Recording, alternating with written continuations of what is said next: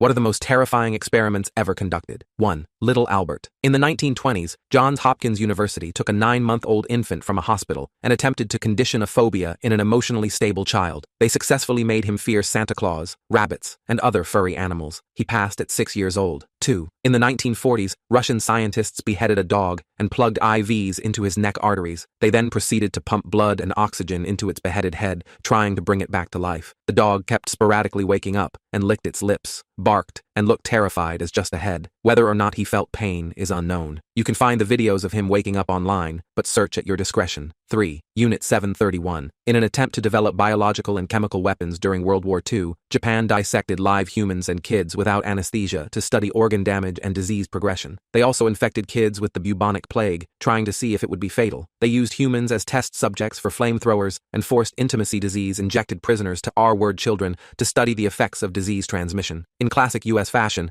the U.S. found out about these experiments and granted the scientists behind it immunity provided they gave the U.S. the research data. 4. In 1965, Margaret Howe Lovat tried to prove that dolphins could be taught English. She spent 6 months living in close proximity to the dolphin, and fueled by the many psychedelic substances she was taking, started having a very intimate and very inappropriate relationship with the dolphin. She described the feeling as sensual. When she eventually left him, Peter the dolphin became so unbelievably sad, he swam to the bottom of his enclosure and chose to stop breathing and died. 5. When Mustache Man was in charge of Germany, he had his men do experiments on kids and women to try to make them have blue eyes and blonde hair. They injected dyes with a needle into children's eyes, leaving them completely blind in most cases, and they would wash their hair to try and permanently turn it blonde. They also gave the kids candy if they didn't scream when they cut them open and performed surgical experiments without any anesthesia.